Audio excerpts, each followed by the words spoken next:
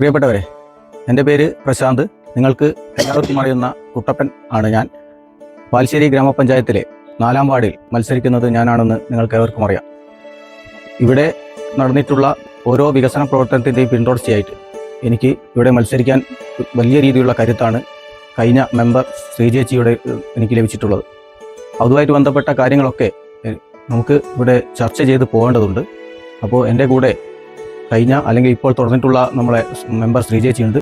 അവരോടുകൂടി ഈ കാര്യങ്ങൾ ചർച്ച ചെയ്തുകൊണ്ട് നമുക്ക് മുന്നോട്ട് പോകാം. നമസ്കാരം. അപ്പോൾ ശ്രീജേച്ചി, നമ്മളെ 4-ാം വാർഡിൽ ഈ 5 വർഷക്കാലം ഏതെല്ലാം റോഡുകൾ നമുക്ക് ഈ ജനങ്ങൾക്ക് വേണ്ടി കൊടുക്കാൻ കഴിഞ്ഞിട്ടുണ്ട്, അത് പൂർത്തീകരിക്കാൻ കഴിഞ്ഞിട്ടുണ്ട് എന്നുള്ളതും, അതുപോലെ ഇനി ഏതെല്ലാം റോഡുകൾ നമുക്ക് കൊടുക്കാനുണ്ട് എന്നുള്ളതും ഒന്ന് വിശദീകരിക്കാം. ചുറ്റും വാർഡിലൂടെ നമുക്ക് കടന്നു പോകുന്ന ഏക ബസ് റൂട്ടുള്ള റോഡാണ് കല്ലാട്ടുമുക്ക് തത്തമ്പത്ത് റോഡ്. അതിനുവേണ്ടി ജില്ലാ പഞ്ചായത്തിന്റെ 55 ലക്ഷത്തോളം രൂപ 2 ഘട്ടങ്ങളിലായിട്ട് നമുക്ക് ഡ്രൈനേജ് ഉൾപ്പെടെ നടത്താൻ വേണ്ടി സാധിച്ചിട്ടുണ്ട്. അതുപോലെ NREG ഫണ്ടിൽ ഉൾപ്പെടുത്തിയിട്ട് 5 റോഡുകൾ നമ്മൾ ചെയ്തു കഴിഞ്ഞു. ഇനി ടെൻഡർ നടപടി പൂർത്തീകരിച്ച് എഗ്രിമെന്റ് വെച്ച റോഡുകൾ 8 എണ്ണം പൂർത്തീകരിക്കാൻ ഉണ്ട്.